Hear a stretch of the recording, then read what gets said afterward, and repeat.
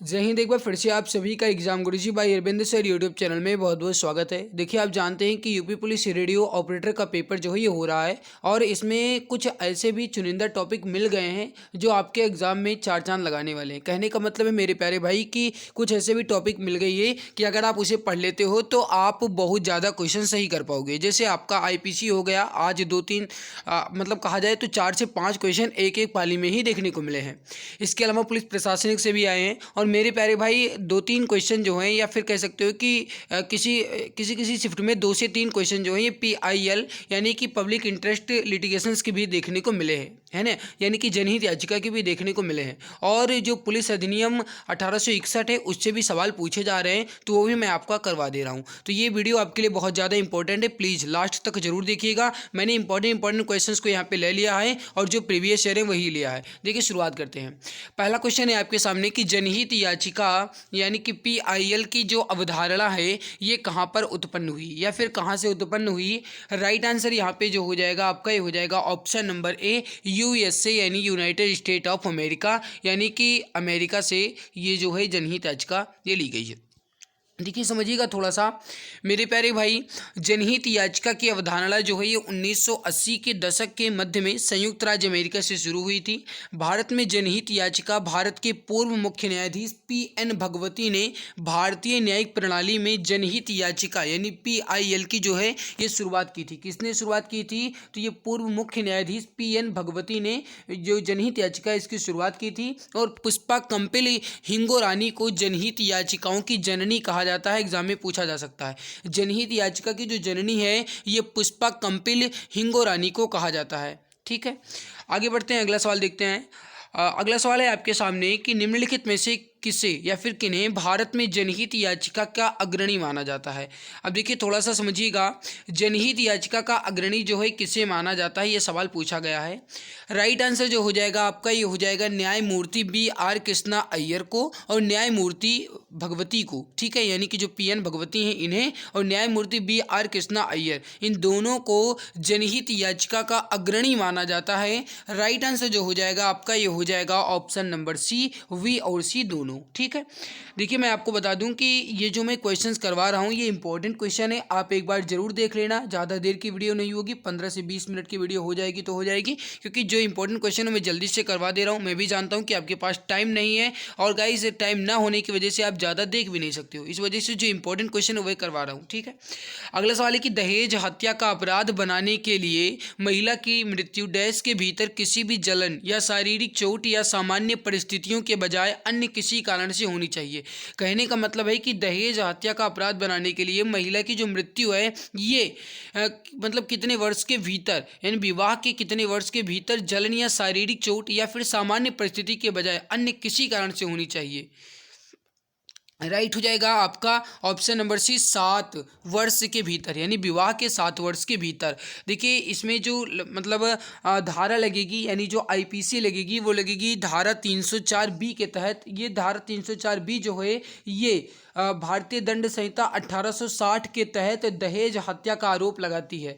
कहने का मतलब है कि अगर किसी महिला की मृत्यु किसी भी जलने या शारीरिक चोट के कारण हुई हो या शादी के 7 वर्ष के भीतर सामान्य परिस्थितियों से अलग होती है और ये दिखाया जाता है कि उसकी मृत्यु से ठीक पहले उसके द्वारा क्रूरता या फिर उत्पीड़न किया गया था, तो ऐसे के मतलब इस संबंध में जो उसके पति हैं या पति या फिर पति के जो किसी भी रिश्तेदार हैं उन्हें दहेज के लिए किसी भी मांग के संबंध में अगर ऐसी कोई बात आती है तो उसे दहेज मृत्यु कहा जाएगा और इसके संबंध में धारा 304B के तहत उनको सजा दी जाएगी। ठीक है, आगे बढ़ते हैं। अगला सवाल है कि एक व्यक्ति में जनहित याचिका दायर कर सकता है। कहने का मतलब है कि कोई भी व्यक्ति जो है जनहित याचिका जो है कहाँ दायर कर सकता है। देखिए, जो जनहित याचिका है ये उच्च न्यायालय और उच्चतम न्यायालय दोनों में जारी किया जा सकता है। उच्च न्यायालय या फिर उच्चतम न्यायालय कहीं भी जारी किया जा सकता है और किसी भी व्यक्ति द्वारा। तो B ऑप्शन आपका करेक्ट आंसर यहाँ पे हो जाएगा। आगे बढ़ते हैं। अगला सवाल है कि PIL यानी जनहित याचिका जो है ये किस पर आधारित है। बताइए सही आंसर क्या हो जाएगा। जनहित याचिका जो है किस पर आधारित है।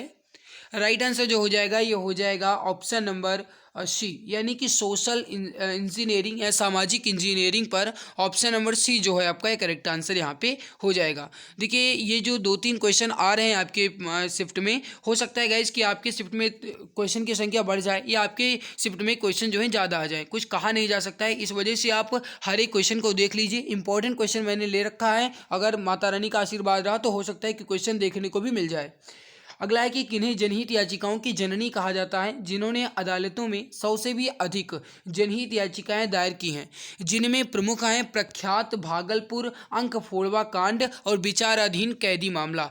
अब देखिए समझिएगा, अभी जस्ट थोड़ी देर पहले मैंने आपको बताया कि जनहित याचिका जो है शुरुआत की गई थी 1980 के दशक में और न्यायमूर्ति PN भगवती के द्वारा। और इसके अलावा मैंने आपको ये भी बताया था कि जो पुष्पा कंपिल हिंगरो रानी है, इन्हें जनहित याचिका की जननी कहा जाता है। जननी याचिका की जो अवधारणा है ये यूएसए से ली गई है, ये मैंने आपको बताया था। और यहाँ पे समझिए पुष्पा कंपिला हिंगरो रानी जो है, इन्हें जनहित याचिकाओं की जननी कहा जाता है। Option number C correct answer आपका हो जाएगा। वैसे तो गाइस कहा जाए तो जनहित याचिका जो है ये मुख्य रूप से कहा जाए तो यूपीएसआई का सिलेबस है, लेकिन फिर भी ये आपके यूपी पुलिस रेडियो ऑपरेटर में पूछ रहा है तो भाई आपको पढ़ना पड़ेगा। यानी अब ये जान चुके हो कि आप ये सवाल आ रहा है तो आपको पढ़ना पड़ेगा, और अगर आप जान के भी अनजान बन रहे हो तो ये गलती आपकी है। तो फिर गाइस आपको इसके लिए समझ गए होंगे क्या कहना है ना। तो इस वजह से आप पढ़ लीजिएगा भाई, मेरा आपसे निवेदन है, क्योंकि जीके में 50% लाना, जीके में 50% लाना गाइस बहुत ही कठिन काम है। जीके आप जानते हो कि कितना टफ सब्जेक्ट है। देखिए उत्तर प्रदेश में पुलिस उपाधीक्षक की भर्ती हेतु परीक्षा व साक्षात्कार निम्नलिखित में से किसके द्वारा किया जाता है। इंपॉर्टेंट सवाल है, यूपीएसआई रैंकर परीक्षा में पूछा गया है। उत्तर प्रदेश में पुलिस उपाधीक्षक की भर्ती हेतु परीक्षा व साक्षात्कार जो किसके द्वारा किया जाता है। पुलिस भर्ती बोर्ड का संबंध इससे नहीं होगा। राइट हो जाएगा उत्तर प्रदेश लोक सेवा आयोग के द्वारा। ऑप्शन बी करेक्ट आंसर आपका हो जाएगा, उत्तर प्रदेश लोक सेवा आयोग के द्वारा। अगला सवाल देखो, उत्तर प्रदेश रेलवे पुलिस में कुल कितने अनुभाग हैं। ये पुलिस प्रशासन से संबंधित सवाल मैं 2-4 करवा रहा हूं, बाकी जनहित याचिका मैंने करवा दिया है। और मैं देखता हूं गाइस जिस तरीके से आपके सवाल आ रहे हैं, जिस तरीके से आपके पेपर हो रहे हैं, कौन से टॉपिक कब पूछे जा रहे हैं वो मैं आपको बताता रहूंगा, ठीक है। तो अगर आप चैनल पर पहली बार आए हो तो सब्सक्राइब जरूर कर लो, ताकि आने वाली हर एक नई क्लास की नोटिफिकेशन आपको मिला करे। देखिए उत्तर प्रदेश रेलवे पुलिस में कुल कितने अनुभाग हैं। राइट हो जाएगा ऑप्शन नंबर ए, कुल मिलाकर के 6 अनुभाग हैं। इसमें है वो देख लीजिए, वर्तमान में मुरादाबाद हो जाएगा, लखनऊ हो जाएगा, गोरखपुर, प्रयागराज, आगरा और झांसी। अगला सवाल देखिए, सवाल है कि उप निरीक्षक नागरिक पुलिस का नियुक्ति अधिकारी अब कौन है। अब समझिएगा, थोड़ा सा समझिएगा, उप निरीक्षक नागरिक पुलिस का नियुक्ति अधिकारी जो है ये कौन है, ये सवाल पूछा जा रहा है। राइट आंसर जो हो जाएगा आपका ये हो जाएगा पुलिस उप महानिरीक्षक परिक्षेत्र। Option B correct answer, option B आपका जो है बिल्कुल परफेक्ट आंसर हो जाएगा। अगला सवाल देखिए, भारत सरकार व्यवसाय समव्यवहार नियम और भारत सरकार व्यवसाय का आवंटन नियम के प्रबंधन के लिए जिम्मेदार कौन होता है। बताइए इसका राइट आंसर क्या हो जाएगा। सही आंसर जो हो जाएगा आपका ये हो जाएगा मंत्रिमंडल सचिवालय जो है जिम्मेदार होता है। ऑप्शन सी करेक्ट आंसर आपका हो जाएगा। अगला सवाल देखिए, किस साल में भारतीय इंपीरियल पुलिस को भारतीय पुलिस सेवा यानी आईपीएस के द्वारा बदल दिया गया। क्योंकि आप जानते हैं कि आईपीएस जो है यानी कि इंडियन पुलिस सर्विस या भारतीय पुलिस सेवा जो है, इनका पुराना नाम भारतीय इंपीरियल पुलिस सेवा था। इस वजह से इसका जो नाम है ये बदल दिया गया 1948 यानी 1948 में इसका नाम जो है बदल दिया गया था। तो ऑप्शन सी आपका जो है करेक्ट आंसर हो जाएगा। अगला सवाल देखिए, राष्ट्रीय मानवाधिकार आयोग के सदस्य की सेवानिवृत्ति की आयु कितनी होती है। आपको ये बताना है कि राष्ट्रीय मानवाधिकार आयोग के सदस्य के सेवानिवृत्ति की आयु जो है कितने वर्ष होती है। इसका आंसर आप बताइए, राइट आंसर यहाँ पे क्या हो जाएगा। बताइए, राष्ट्रीय मानवाधिकार आयोग के सदस्य की सेवानिवृत्ति की आयु, राइट आंसर हो जाएगा आपका यहाँ पे, एक मिनट, सही आंसर हो जाएगा आपका ऑप्शन नंबर सी 70 वर्ष होती है। Option C is correct answer. थोड़ा सा समझिएगा, राष्ट्रीय मानवाधिकार आयोग जो है इसका गठन जो है 12 अक्टूबर 1993 को हुआ था। आयोग का अधिदेश मानव अधिकार संरक्षण संशोधन अधिनियम 2006 के द्वारा ये जो है इसको संशोधित करके अधिनियम 1993 में निहित कर दिया गया। इसके जो पहले अध्यक्ष थे वो थे न्यायमूर्ति रंगनाथ मिश्र। तो एग्जाम में पूछा जा सकता है कि राष्ट्रीय मानवाधिकार आयोग के पहले अध्यक्ष कौन थे, तो वो थे न्यायमूर्ति रंगनाथ मिश्रा। यहाँ पे हो जाएगा। अगला सवाल देखिए, निम्नलिखित में से किसी राज्य मानवाधिकार आयोग के अध्यक्ष या किसी अन्य सदस्य को हटाने का अधिकार प्राप्त है। ये इंपॉर्टेंट सवाल है ये गाइस, इसलिए मैं करवा रहा हूँ, ठीक है। देखिए राज्य मानवाधिकार आयोग के अध्यक्ष या फिर उनके किसी भी अन्य सदस्य को हटाने का अधिकार जो है ये किससे प्राप्त है? राइट हो जाएगा प्रेसिडेंट ऑफ इंडिया यानी भारत के राष्ट्रपति को। करेक्ट आंसर हो जाएगा आपका ऑप्शन नंबर डी। सही आंसर हो जाएगा डी ऑप्शन। अगला सवाल देखिए, लोकहितवाद दायर किया जा सकता है। आपको ये बताना है कि लोकहितवाद जो है ये दायर किया जा सकता है किसी भी व्यक्ति द्वारा या जिसके मूल अधिकारों का अतिक्रमण हुआ हो, या किसी भी व्यक्ति या संस्था द्वारा या सरकार द्वारा। सही आंसर हो जाएगा लोकहितवाद जो है ये जो दायर किया जाता है ये किसी भी व्यक्ति या फिर किसी भी संस्था द्वारा लोकहितवाद जो है ये दायर किया जा सकता है। आप जानते हैं कि लोकहितवाद जो है इसे ही जनहित याचिका कहा जाता है, ये बात आप ध्यान रखिएगा। जो आप PIL कहते हो उसे ही कहा जाता है जनहित याचिका। ठीक है, प्रारंभ करने का श्रेय किसे दिया जाता है? मैंने अभी थोड़ी देर पहले आपको बताया PN भगवती को ये जो है ये प्रारंभ करने का श्रेय दिया जाता है। जनहित याचिका को किस जनहित याचिका को किस जनछति के संदर्भ में दायर किया जाता है? जनहित याचिका को किस जनछति के संदर्भ में दायर किया जाता है? राइट आंसर हो जाएगा आपका ऑप्शन यहाँ पे। बताइए, पहले इसका सही आंसर बताइए। जनहित याचिका को किस जनक्षति के संदर्भ में दायर किया जाता है?